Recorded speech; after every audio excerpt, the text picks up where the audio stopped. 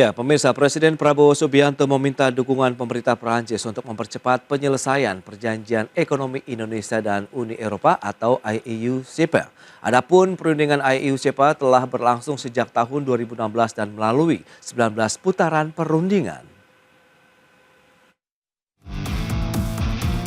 Presiden Prabowo Subianto mengapresiasi dukungan penuh oleh Prancis terhadap percepatan penyelesaian perjanjian ekonomi Indonesia Uni Eropa atau Indonesia European Union Comprehensive Economic Partnership Agreement. Karena itu Indonesia pun minta dukungan pemerintah Prancis untuk percepatan penyelesaian EU-CEPA. Hal tersebut disampaikan Kepala Negara saat menerima kunjungan Presiden Prancis Emmanuel Macron di Istana Kepresidenan Jakarta pada hari Rabu pekan lalu. Di bidang ekonomi kami sepakat mendorong hubungan dagang dan investasi yang lebih seimbang. Kami juga meminta dukungan Prancis untuk mempercepat penyelesaian Indonesia European Union CEPA Comprehensive Economic Partnership Agreement. Dan kami terima kasih bahwa Presiden Macron menjanjikan mendukung keanggotaan kami tidak hanya di CEPA tapi juga di OECD. EU-CEPA merupakan perjanjian menyeluruh yang bertujuan meningkatkan akses pasar, kerjasama perdagangan, serta investasi antara Indonesia dan Uni Eropa. Negosiasi yang telah berlangsung sejak beberapa tahun lalu kini mendapat dorongan baru dengan komitmen politik tingkat tinggi dari Perancis. Perundingan EU-CEPA telah berlangsung sejak tahun 2016 dan telah melalui 19 putaran. Perjanjian ini bersifat komprehensif serta mencakup isu-isu strategis seperti perdagangan barang dan jasa, investasi, pengadaan publik, harmonisasi regulasi, serta kerjasama pembangunan kapasitas. Berbagai sumber untuk IDX News. Ya, pemirsa, untuk membahas tema kita kali ini, menanti percepatan penyelesaian perundingan IEU-CEPA, kita sudah tersambung melalui Zoom bersama dengan Bapak Handito Juwono, Kepala Sekolah Ekspor Nasional. Halo Pak Handito, apa kabar? Ya, selamat pagi. Sorry. Ya, Baik. kabar baik, Mas. Terima kasih, kabar baik juga, terima kasih. Dan sudah bergabung juga Pak Fadil Hasan, Ekonom Senior Indef. Halo Pak Fadil, apa kabar Pak? Kabar baik. Baik. Gimana Mas Pras? Kabar baik juga ya? Pak Fadil, terima kasih atas waktu yang disempatkan. Dan sebelum membahas lebih jauh Pak Fadil, kita akan mereview terlebih dahulu nih dari pandangan Anda begitu ya, terkait dengan kinerja ekspor Indonesia di sepanjang kuartal 1 yang masih mencatatkan kinerja positif begitu ya di tengah dinamika ekonomi global ini Pak Fadil. Ya, memang kalau kita lihat kinerja ekspor triwulan 1 ya 2025 itu masih mencatatkan surplus dan peningkatan yang cukup baik ya sekitar 3,1% dan ekspornya itu berjumlah mencapai sekitar 23 miliar US dollar ya. Dan kalau kita lihat lonjakan ini itu ternyata akibat dari peningkatan ekspor minyak sawit dan produk turunannya ya yang hampir 40% saya kira meningkatnya itu, dan nikel ya dan produk-produk lainnya. Nah, kalau kita lihat memang peningkatan ini juga didorong oleh adanya terutama oleh adanya peningkatan harga gitu. Nah, jadi saya kira pada umumnya memang kita ini ya selalu diuntungkan ya kan ekspor kita itu oleh adanya peningkatan harga komoditas. Nah, tapi sekaligus juga sesuatu yang sangat vulnerable gitu ya, karena fluktuasi harga ini kan sekarang ini sangat cepat ya. Jadi ya kita harusnya melihat positif, tapi di sisi lain kita harus waspada karena ada kemungkinan misalnya kalau harga turun ya itu resikonya terhadap kita juga gitu. Jadi tapi overall saya kira oke ya, cukup bagus dan di tahun 2025 ini kan targetnya itu ekspor itu meningkat sebesar 7,1% ya, mencapai 200 berapa 30 miliar dolar lebih gitu. Itu targetnya. Tapi saya kira ini kan ada dinamika baru ya. yang menjadi tantangan tapi sekaligus juga peluang ya ke depan dalam ekspor kita ini gitu. Baik, Pak Fadil. Nah, lantas bagaimana Indonesia memaksimalkan peluang kerja sama ekonomi lah dengan negara-negara lain seperti Eropa misalnya dengan kerangka IUCFA sendiri bagaimana Pak Fadil? Ya justru saya kira tadi saya berhenti pada tantangan tapi juga sekaligus peluang ya. Oke. Intinya ya sekarang tantangan itu kan adanya perang dagang ya atau reciprocal tarif yang diimpose oleh Amerika ya oleh Trump ini yang saya kira akan merubah ini apa namanya supply chains global supply chains dari perdagangan dunia ya. Ya. Nah, itu satu sisi merupakan tantangan karena kita akan menghadapi misalnya tarif yang lebih tinggi dari Amerika ya. Tapi sekaligus juga peluang saya kira misalnya dalam konteks kita melakukan diversifikasi ya, diversifikasi dari tujuan ekspor kita ya. Nah, dalam konteks diversifikasi itu saya kira melihat salah satunya itu misalnya dengan menyelesaikan berbagai perundingan perdagangan dengan negara-negara lain ya, terutama saya kira misalnya dengan EU ataupun misalnya dengan negara-negara Mediterranean ya, dengan kemudian juga dengan negara-negara Gulf countries misalnya. Nah, kemarin saya menarik itu dalam pertemuan ASEAN di Kuala Lumpur, Malaysia itu kan menginisiasi suatu forum ya yang melibatkan Cina, ASEAN dan Gulf countries. Gulf countries itu kan negara-negara di Timur Tengah lah ya. Nah ini suatu blok blok baru yang coba dibentuk oleh ASEAN ya, yang itu kemudian saya kira akan menjadi suatu peluang bagi Indonesia ya di tengah reciprocal tarif yang diterapkan oleh Trump ini gitu. Baik Pak Fadil, berarti itu dia masih ada peluang, masih ada tantangan juga yang harus dihadapi oleh Indonesia untuk bisa meningkatkan kinerja ekspor. Nah, dari Pak Hanito sendiri bagaimana Anda melihat kerjasama ekonomi Indonesia dengan negara-negara lain khususnya Eropa lah, IUCFA, apakah masih bisa dioptimalkan sebagai alternatif tadi yang seperti Pak Fadil sampaikan untuk ekspor Indonesia begitu Pak Hanito? Iya Mas Pras, jadi perundingan dengan EU di Indonesia EU-SEPA ini saya rasa memang sudah waktunya dikebut segera gitu ya. Karena sebenarnya ada manfaat yang lain. Tidak hanya masalah perdagangan antara Indonesia dengan Eropa, tetapi juga sebenarnya kita harus melihat jangka panjang gitu ya.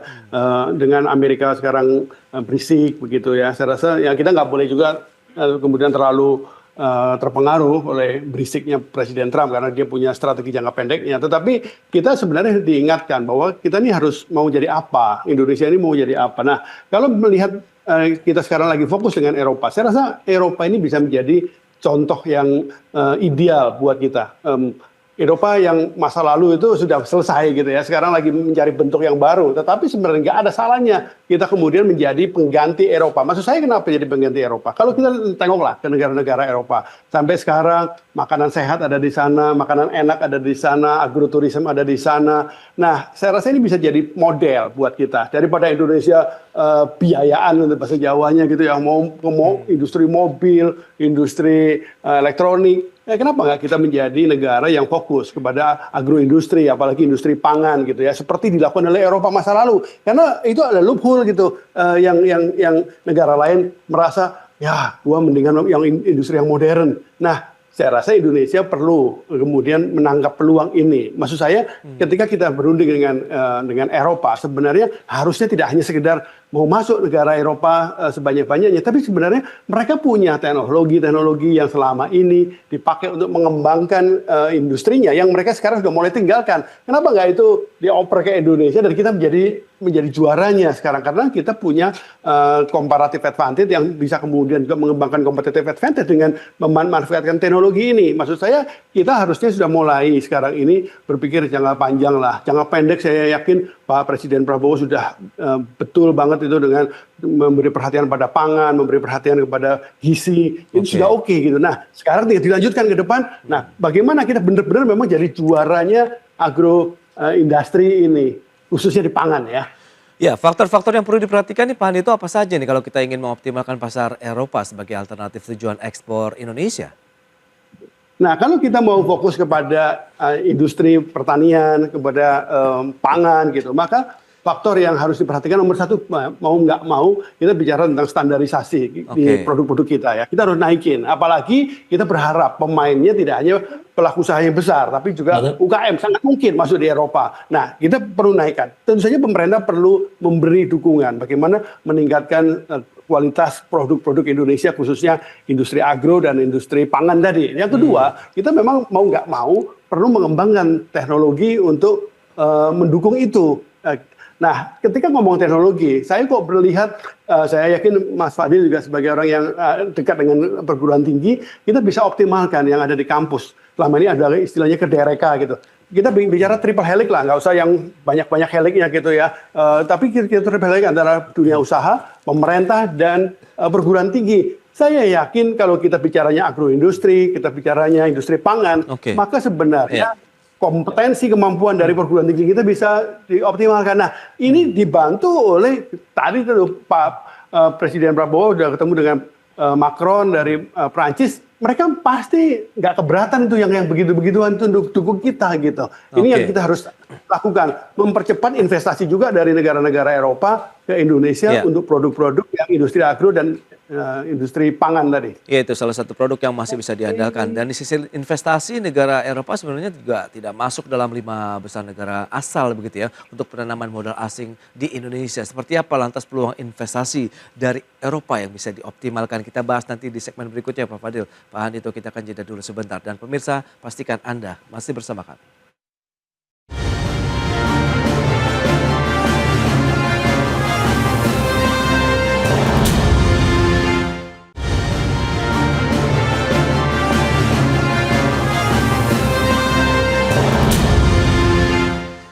Ya, terima kasih Anda masih bergabung bersama kami dalam Market Review. Dan pemirsa, berikut ini kembali kami sampaikan data untuk Anda terkait dengan neraca dagang Indonesia yang seperti bisa Anda saksikan di layar televisi Anda.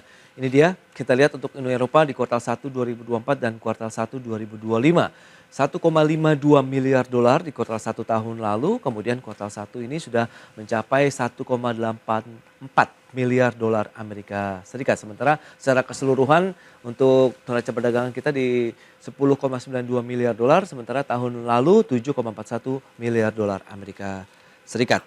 Baik, selanjutnya neraca dagang non-migas Indonesia Uni Eropa. Ini juga kita bisa cermati. Ini kuartal 1 tahun 2024 dan 2025 ada kenaikan dari 1,49 miliar dolar menjadi 1,83 miliar dolar Amerika untuk neraca dagang non-migas Indonesia dan Uni Eropa. Baik, kita lanjutkan kembali perbincangan bersama dengan Bapak Fadil Hasan, Ekonom Senior Indef, kemudian Pak Handito Jono, Kepala Sekolah Ekspor Nasional. Ya Pak Fadil, kalau kita cermati dari sisi investasi nih, nah Uni Eropa ini tidak masuk dalam 5 besar lah negara-negara asal penanaman modal asing di Indonesia setiap tahunnya. Lantas bagaimana Anda melihat posisi ini kalau kita ingin meningkatkan kerjasama dengan Uni Eropa, Pak Fadil? Ya, saya kira Uni Eropa itu kan memiliki suatu keunggulan ya dalam teknologi ya tertentu begitu dibandingkan dengan negara-negara lain yang saya kira sangat diperlukan oleh Indonesia gitu. Nah, walaupun tidak termasuk dalam 5 besar investor luar negeri di Indonesia, tapi beberapa negara di Eropa itu sangat memiliki ketertarikan untuk melakukan investasi di Indonesia itu ya. Nah, persoalannya itulah memang saya kira mereka masih memiliki concern yang tertentu yang harus memang diselesaikan oleh Indonesia sendiri ya. Nah, salah satunya itu lewat SEPA ini. Oke. Nah, beberapa concern misalnya yang Eropa sampaikan itu kan terkait dengan misalnya kebijakan hilirisasi, ya kan, kemudian masalah yang terkait dengan ini apa namanya eh, TKDN ya, apa Oke. tingkat kandungan lokal itu ya. Iya. Kemudian juga tentang pengadaan jasa publik ya, yang apa namanya yang memang akan tentunya berdampak terhadap industri di dalam negeri ya. Dan juga beberapa concern yang terkait spesifik terkait dengan investasi sendiri, misalnya mekanisme penyelesaian sengketa Oke. dan seterusnya itu gitu. Jadi saya kira justru untuk bisa meningkatkan investasi EU di Indonesia, kita harus segera menyelesaikan Iya. SEPA ini gitu. Nah, tapi tentunya kan penyelesaian SEPA itu harus datang dari dua belah pihak ya. It takes two to tango kan gitu. Jadi Hmm. Indonesia punya concern tentunya ya, Eropa juga punya concern. Nah, ini yang harus saya kira diselesaikan. Nah, tapi begini, ada concern-concern yang dari Indonesia sendiri yang mungkin akan sangat sulit untuk dipenuhi oleh Eropa ya. Seperti halnya juga concern Eropa yang sangat sulit dipenuhi oleh Indonesia. Nah, tetapi dalam momentum di mana sekarang ini apa dunia itu penuh dengan ketidakpastian, kemudian Oke. juga kebijakan dari Trump ini ya yang sangat berdampak terhadap perdagangan dan investasi di dunia ini, Iya. Eropa itu juga membutuhkan pasar yang lebih terdiversifikasi, seperti halnya juga Indonesia. Nah, oleh karena itu saya melihat bahwa apa yang dilakukan misalnya oleh Eropa dengan India. Jadi Eropa dengan India itu sepakat untuk istilahnya tuh early harvest. Jadi apa yang disepakati, yang sudah disepakati itu yang kemudian misalnya bisa dijalankan terlebih dahulu, sementara ada persoalan-persoalan yang tersisa yang memang Oke. mungkin belum bisa disepakati itu ditunda terlebih dahulu. Tapi jadi saya kira Hmm. apa namanya Indonesia juga bisa dan Eropa bisa melakukan hal yang sama dalam Iya, iya. Indonesia EU SEPA ini, seperti halnya Eropa Oke. melakukan hal yang sama dengan India itu seperti itu. Baik Pak Fadil. Nah, Pak Hanito, lantas kalau bicara seperti yang sudah disampaikan begitu oleh Pak Fadil, ya, tantangan terkait dengan bagaimana non-tarif barrier begitu untuk perjanjian IEU SEPA sendiri Indonesia dan Uni Eropa. Lantas bagaimana kebijakan-kebijakan apa saja yang mungkin perlu diselaraskan lah dari sisi eksportir melihatnya begitu Pak Hanito?